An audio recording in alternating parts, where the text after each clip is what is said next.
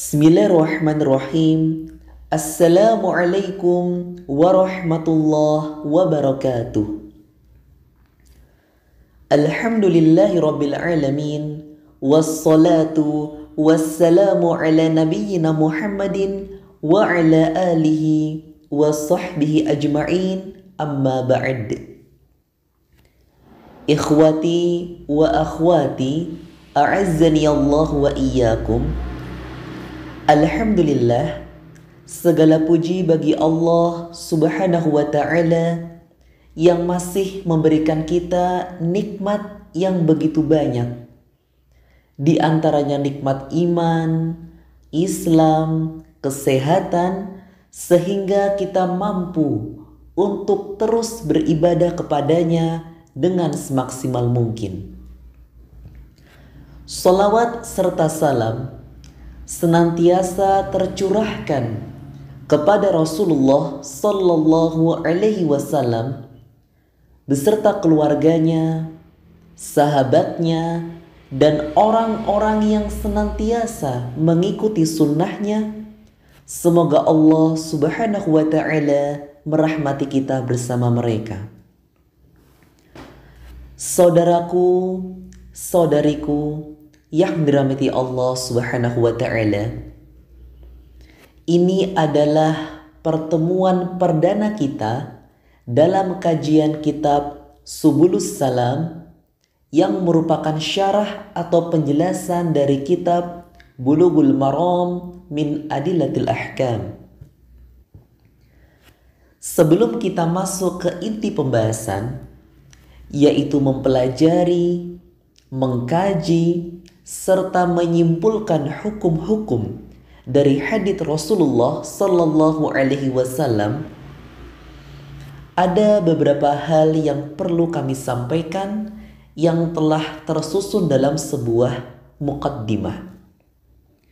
Oleh karena itu, dalam kajian ini kami telah membagi menjadi dua muqaddimah. Al-muqaddimatul ula, muqaddimah yang pertama, insya Allah kita akan membahas tentang al-mabadi'ul ashrah li'ilmil fiqh, yaitu 10 pondasi dasar yang berkaitan dengan ilmu fiqih, yang mana 10 pondasi dasar ini sudah seharusnya diketahui oleh seorang thalibul ilmi atau yang ingin menuntut ilmu syar'i. Al-muqaddimatu tsaniyah, adapun muqaddimah yang kedua, insya Allah kita akan membahas tentang biografi dari pengarang kitab ini, baik biografi pengarang Subulus Salam atau biografi pengarang Bulughul Maram min Adillatil Ahkam.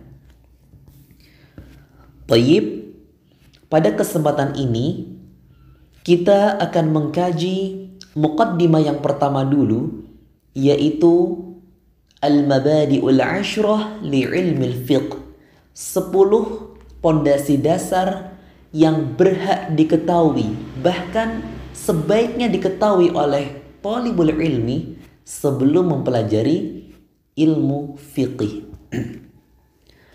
Salah seorang ulama dari kalangan bahasa atau biasa disebut dengan ulama'ul lughah yang bernama Abul Irfan Muhammad ibn Ali As-Sabban rahimahullahu ta'ala, yang mana beliau berasal dari negara Mesir, telah wafat pada tahun 1206 Hijriah atau bertepatan pada tahun 1791 Masehi. Beliau telah menyusun 10 pondasi dasar setiap ilmu syariat ini di dalam nazmnya atau syairnya. Beliau cantumkan dalam hasyiahnya terhadap Syarah Al-Ashmuni yang merupakan penjelasan dari kitab Alfiyah Ibnu Malik dari cabang ilmu nahwu. Beliau rahimahullahu ta'ala mengatakan, inna mabadi'a kulli fannin ashrah, al-haddu wal mawdu'u thumma thamarah, nisbatun wa fadluhu wal wadi'u, wal ismul istimdadu hukmu syari', masailun wal ba'du bil ba'di iktafa, wa man daral jami'a haza syarafa. Ini adalah nazam atau untayan bait-bait syair yang telah beliau susun, dan di dalamnya terdapat 10 pondasi dasar dari setiap cabang ilmu syariat. Baik, kita terjemahkan dulu secara singkat. Sesungguhnya dasar-dasar setiap cabang ilmu itu ada 10. Yang pertama apa? Al-haddu, pengertiannya. Kemudian al-mawdu'u, pokok bahasanya. Selanjutnya ats-tsamarah, buah dari mempelajarinya. Kemudian nisbatun, penisbahannya. Ilmu ini merupakan termasuk cabang dari ilmu duniakah atau ilmu syariat. Selanjutnya fadluhu, keutamaan mempelajarinya. Wal wadi'u, siapa yang pertama kali menyusun ilmu tersebut. Walismu, apa nama dari ilmu tersebut atau mungkin nama lainnya. Al istimdadu, dari mana ilmu itu diperoleh. Hukmu syari', hukum mempelajari ilmu tersebut. Dan yang terakhir, yang ke-10, masailun, masalah-masalah apa yang akan dibahas dalam ilmu tersebut. Dan terakhir beliau menutup, wal ba'du bil ba'di iktafa, barang siapa yang hanya mengetahui sebagiannya saja maka sudah cukup. Wa man daral jami'a haza syarafa, namun barang siapa yang telah mengetahui semuanya, yang telah mempelajari, mengkaji semuanya, dia akan memperoleh sebuah kemuliaan. Taib, ini adalah nazam atau untayan beberapa syair yang telah beliau susun berkaitan dengan 10 pondasi dasar dari ilmu syariat. Baik, kita langsung masuk ke perinciannya. Yang pertama kita bahas al-haddu.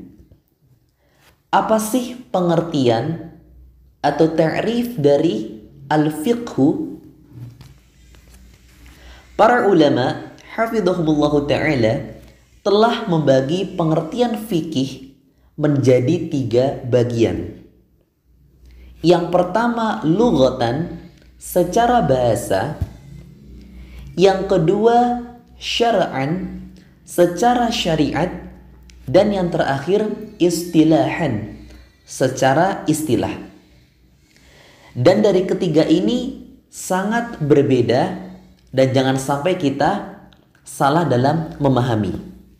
Baik, pertama kita bahas al-fiqhu lughatan, fikih secara bahasa terlebih dahulu. Sebenarnya al-fiqhu lughatan, fikih secara bahasa, para ulama juga ada perbedaan pendapat.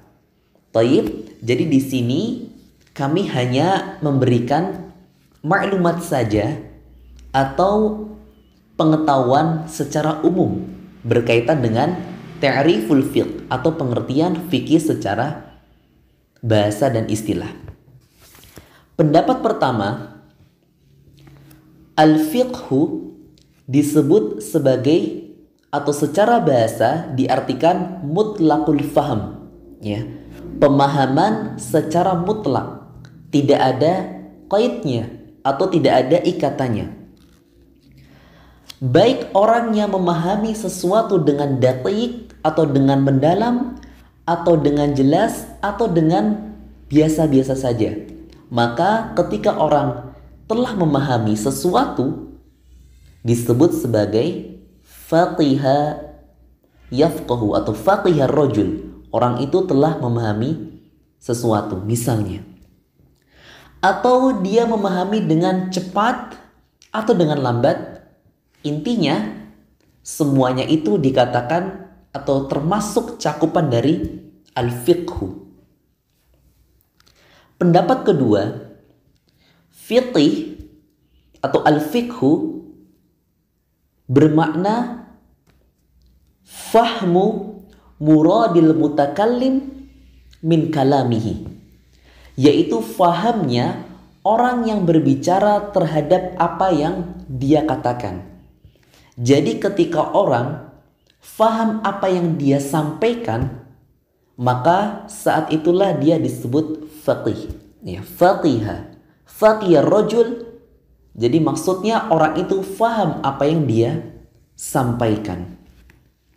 Pendapat ketiga, fiqih secara bahasa diartikan al-fahmud daqiq, yaitu pemahaman yang mendalam. Pemahaman yang sangat mendetail, tidak hanya mutlakul faham, tidak hanya pemahaman saja. Seperti itu. Jadi ini adalah 3 pendapat yang berkaitan dengan bahasa. Kemudian masih di dalam pembahasan pengertian fikih secara bahasa, kalau kita merujuk ke salah satu cabang ilmu bahasa yaitu ilmu shorof, maka fikih itu berasal dari 3 wazan dalam fiil mudhari, dalam fiil madinya. Yang pertama ada yang disebut dengan faqiha. Ya, faqiha yafqahu fiqhan, isim fa'ilnya faqihun. Itu sesuai dengan wazan kalau dalam ilmu shorof fa'ila yaf'alu fi'lan fa'ilun, dan seterusnya. Kita tidak akan terlalu panjang membahas ilmu ini. Artinya apa? Al-fahmu, pemahaman aja. Jadi faqiha yafqahu fiqhan, faqihun pemahaman. Jadi kalau faqiha rajul ay fahimar rajul, orang itu telah faham. Yang kedua, kalau sesuai dengan wazan faqaha, ya, atau fa'ala. Fa'ala yaf'ulu, faqaha yafqu. Tadi yang pertama apa? Faqiha yafqahu. Adapun yang kedua faqaha yafquhu, apa masdarnya? Faqhan. Dan isim fa'ilnya masih sama, faqihun. Taib. Nah, kalau yang kedua ini faqaha yafqu, artinya sabaqa ghairahu ilal faham, yaitu dia melebihi dari lainnya dalam pemahaman. Jadi yang pertama tadi hanya faham aja.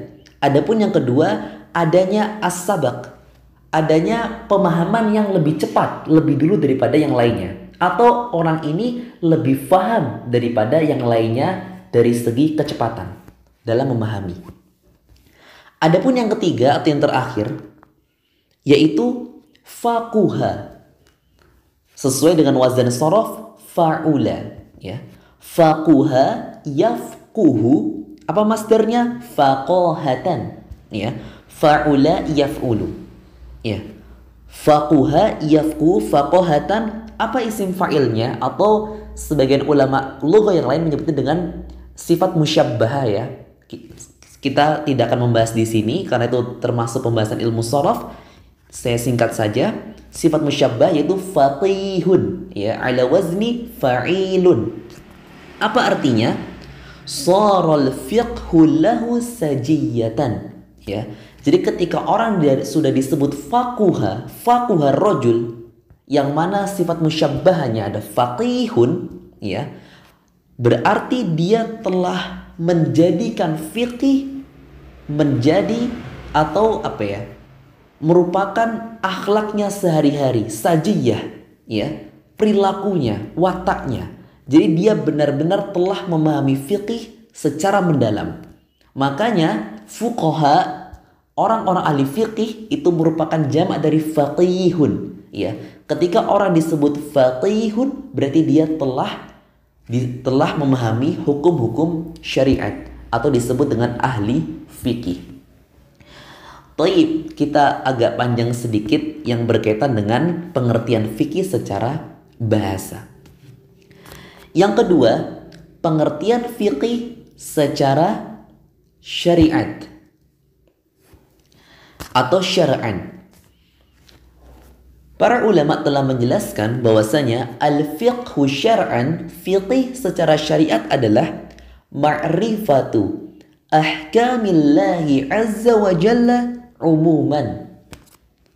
Artinya mengetahui hukum-hukum Allah azza wa jalla secara umum.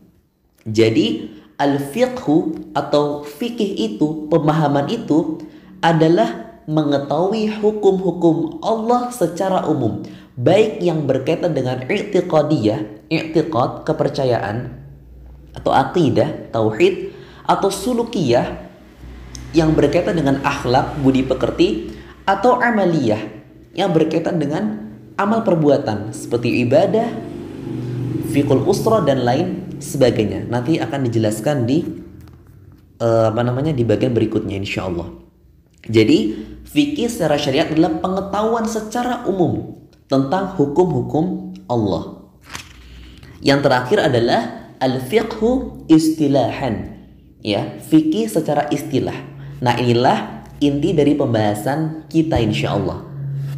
Para ulama telah memberikan ta'rif fikih secara istilah, yaitu ma'rifatul ahkam asy-syar'iyyah atau al-ilmu bil ahkami syar'iyyah al-amaliyah al-muktasab minal adillati at-tafsiliyah. Baik, saya ulangi. Fikih secara istilah adalah al-ilmu bil ahkami syar'iyyah al-amaliyah al-muktasab minal adillati at-tafsiliyah. Atau di ta'rif yang lain min adillatiha tafsiliyah, sama saja. Maksudnya pengetahuan terhadap hukum-hukum syariat yang bersifat amaliyah, ya. Jadi ta'rif ini mengeluarkan segala sesuatu yang bersifat i'tiqadiyah dan sulukiyah. Jadi segala sesuatu yang berkaitan dengan kepercayaan atau akidah, tauhid, atau yang berkaitan dengan sulukiyah, akhlak, dikeluarkan dari pengertian fikih secara istilah. Al-amaliyah. Apa yang termasuk amaliyah?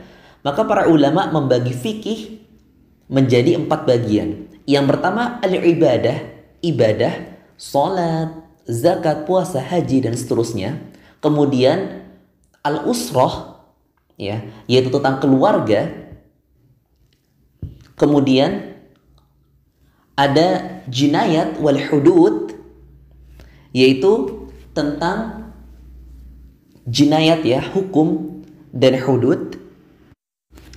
Dan yang terakhir adalah al-mu'amalah, ya. Jadi al-amaliyah di sini yang pertama al-ibadah, tentang ibadah, kemudian mu'amalah, tentang bermuamalah.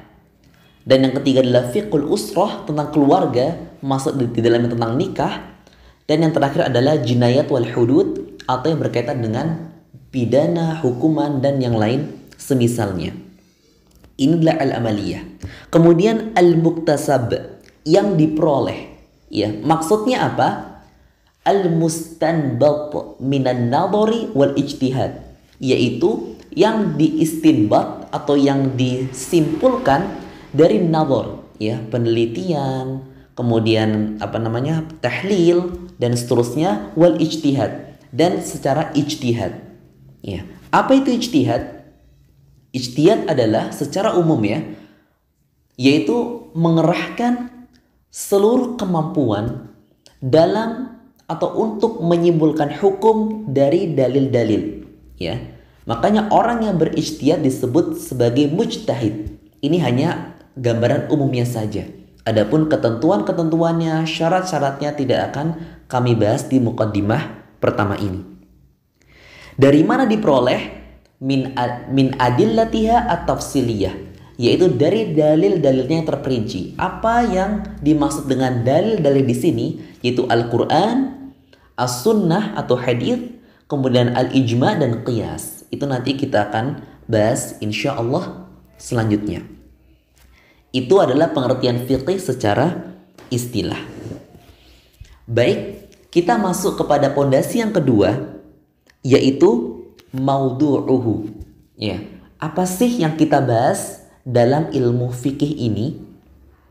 Maka disebutkan maudu'ul fiqh af'alul mukallifin min haitsu taqlifuhum bitahsiliha kas-shalah was-shaum, yaitu perbuatan hamba dari sisi yang harus dikerjakan. Intinya seperti itu, seperti sholat, puasa, atau yang dibebankan kepada mereka untuk ditinggalkan, seperti zina, pembunuhan, dan yang semisalnya, atau yang diberikan pilihan kepada seorang hamba, seperti makan, minum, dan yang semisalnya. Jadi intinya, maudhu atau pokok bahasan dari ilmu fikih adalah af'alul mukallifin. Taib, yaitu perbuatan hamba. Pondasi yang ketiga yaitu thamratuhu. Ya, apa sih buah dari mempelajari ilmu ini? Maka disebutkan buahnya adalah imtithalu awamirillah wajtinabu nawahihi, yaitu dengan kita mempelajari ilmu fiqih, kita akan dapat melakukan perintah-perintah Allah serta menjauhi larangannya. Wahya haqiqatut taqwa, dan ini merupakan hakikat dari takwa kepada Allah Subhanahu wa ta'ala. Itu adalah samrohnya. Pondasi yang keempat yaitu nisbatuhu. Ilmu fikih ini dinisbahkan ke ilmu apa sih? Maka disebutkan yunsabu ilal ulumi syar'iyyah. Ilmu fikih dinisbahkan kepada ilmu syariat. Taib. Yang kelima adalah fadluhu. Ya. Apa keutamaan dari ilmu fikih ini? Maka disebutkan keutamaan ilmu fikih ini sangat besar atau mulia, ya, yang mana tidak mungkin seseorang dapat beribadah dengan benar atau yang sesuai diinginkan oleh Allah Subhanahu wa ta'ala dan Rasulnya kecuali dengan mempelajari ilmu fiqih. Seperti itu. Karena kita tahu salah satu syarat diterimanya ibadah adalah ittiba'ur rasul, mengikuti Rasulullah Shallallahu Alaihi Wasallam dalam segala aspek ibadah. Dan di antara cara untuk mengetahuinya adalah mempelajari ilmu fikih ini. Oleh karena itu, keutamaan ilmu fikih sangat mulia. Selanjutnya adalah wadi'uhu. Ya. Siapa yang pertama kali merumuskan, ya, atau mencetuskan ilmu fiqih ini? Maka disebutkan secara umum yang merumuskan adalah al-a'immatu al-mujtahidun, yaitu para imam mujtahid, yang mana mereka sudah bisa menyimpulkan hukum dengan mengerahkan seluruh kemampuannya dari dalil-dalil yang kita sebut di awal tadi. Nah, adapun kalau diperinci lagi secara spesifik, maka yang pertama kali merumuskan ilmu fikih ini secara imla, maksudnya dengan dikte gitu ya, adalah Al-Imam Zaid bin Ali ibn Al-Husain ibn Ali bin Abi Thalib radhiyallahu ta'ala anhu. Seperti itu. Itu adalah orang yang pertama kali merumuskan ilmu fiqih dalam bentuk imla atau diktean, tulisan gitu ya. Sedangkan orang yang pertama kali merumuskan ilmu fiqih kitabatan, maksudnya secara kitab ya, fisik kitab, adalah tilmidhuhu, yaitu murid dari ulama yang kita sebut di awal tadi. Yaitu siapa? Al-Imam Al-Mujtahid Abu Hanifah An-Nu'man rahimahullahu ta'ala. Yaitu Abu Hanifah An-Nu'man, yang merupakan salah seorang imam madhab dari madhab Hanafi, yang mana beliau lahir pada tahun berapa? 80 Hijriyah dan wafat pada saat Imam Syafi'i lahir, yaitu pada tahun 150 Hijriyah. Jadi Abu Hanifah rahimahullahu ta'ala wafat, dan saat itulah Imam Syafi'i lahir pada tahun yang sama, 150 Hijriyah. Taib. Selanjutnya adalah ismuhu, ya. Apa sih nama bagi ilmu ini?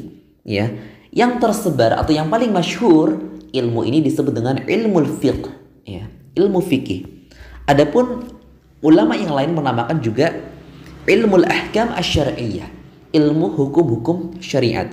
Yang lain ilmu halal wal haram. Ada mengatakan ilmu tentang sesuatu yang berkaitan halal-halal dan yang haram-haram, atau yang lain disebut al-fiqhul asghar, ya, fiqih asghar. Taib. Berkaitan dengan al-fiqhul asghar ini, maka ini merupakan apa ya? Istilah pada zaman ulama salaf terdahulu, yang mana mereka membedakan kalau masalah i'tiqadiyah atau masalah kepercayaan ya, akidah, itu mereka menamakan dengan al-fiqhul akbar, fikih yang besar, pemahaman yang besar gitulah. Sedangkan yang berkaitan dengan amaliyah yang tadi telah kami sebutkan, ibadat, muamalat, kemudian keluarga serta hukum pidana dan semisalnya, disebut dengan fiqhul asghar atau fikih yang kecil, seperti itu. Ya, atau ada yang menyebut dengan furu'uddin, cabang-cabang agama. Taib, ini adalah nama-nama lain dari ilmu fiqih. Selanjutnya adalah istimdaduhu, ya. Dari mana ilmu ini diambil atau diperoleh, ya. Istimdadnya itu mana? Seperti itu ya. Rujukannya mana? Maka disebutkan itu dari kitab As-Sunnah, Al-Ijma' dan Al-Qiyas. Itu dalil-dalil yang nanti akan disimpulkan sehingga membentuk al-fiqh tadi itu. Selanjutnya yang ke-9 ini ya, yaitu hukmu syari' fih. Apa sih hukum mempelajari ilmu fiqh ini, mempelajarinya? Maka para ulama telah membagi hukumnya menjadi 3 bagian, ya, atau 3 hukum. Yang pertama, fardun ainun, ya, fardu ain, wajib ain. Apa itu wajib ain atau fardu ain? Yaitu kewajiban yang dibebankan kepada setiap individu, ya. Jadi setiap orang wajib untuk melakukannya. Nah, kapan fiqih ini menjadi wajib untuk dipelajari? Yaitu apa? Ketika atau pada sesuatu yang wajib, ya, atau harus diketahui oleh orang-orang Islam pada umumnya. Seperti apa? Seperti pengetahuan tentang ibadah, seperti toharoh, bersuci, sholat, puasa, tentang jual beli, menikah, dan yang semisalnya. Pokoknya ibadah-ibadah yang inti itu harus diketahui oleh setiap individu yang muslim. Nah, yang kedua, fardun kifayah, yaitu wajib kifayah. Apa itu wajib kifayah? Yaitu kewajiban yang hanya dibebankan kepada sebagian orang saja. Dalam arti, ketika ada orang yang telah melakukannya, maka yang lain gugur dari kewajiban tersebut. Nah, kapan fikih ini menjadi wajib kifayah hukumnya untuk dipelajari? Yaitu ketika atau pada pembahasan yang dibutuhkan oleh seorang mufti, ya, oleh seorang yang memberikan penjelasan tentang hukum fikih, seperti itu, ya. Makanya seperti misalnya permasalahan khilaf, ya, perbedaan pendapat, kemudian yang apa ya, yang jarang diketahui oleh orang, namun harus diketahui oleh seorang mufti ketika ditanya, maka di saat itulah menjadi fardu kifayah. Jadi tidak semua orang, karena kita tahu yang menjadi mufti atau orang yang memberikan penjelasan tentang hukum tidak semua orang. Jadi ketika sudah ada yang menjadi mufti atau yang mempelajari lebih dalam lagi tentang fikih, maka yang lain gugur kewajibannya. Dan yang ketiga adalah al-istihbab, yaitu mustahab saja atau sunnah saja. Itu apa? Fima zada ala martabatil fatwa. Disebutkan yaitu apa-apa yang lebih dalam lagi dari pembahasan yang harus dikuasai oleh seorang mufti. Ya, jadi kalau mempelajari fikih sampai akar-akarnya, sampai dalam-dalamnya itu hukumnya sunnah saja. Tidak mesti semua orang harus melakukan. Tapi intinya yang wajib adalah pengetahuan umum tentang ibadah sehari-hari. Seperti itu. Adapun hukum mengajarkannya, mengajarkan ilmu fiqih, maka para ulama menjelaskan bahwasannya hukmuhu fardun kifayah. Jadi hukum menjelaskan atau mengajari ilmu fikih adalah fardu kifayah. Tidak semua orang wajib mengajarkan fikih. Iya. Adapun ketika ada sebagian orang yang telah mengajarkannya di sekolah-sekolah atau di pondok pesantren, maka cukup sudah, yang lain gugur dari kewajiban. Dan yang terakhir dari pondasi ilmu fiqih adalah masailuhu, yaitu masalah-masalah yang akan dikaji dalam ilmu fiqih ini. Banyak sekali masalah. Di antaranya adalah at-thaharah, ya, syartun lis-shalah. Thaharah merupakan syarat bagi shalah.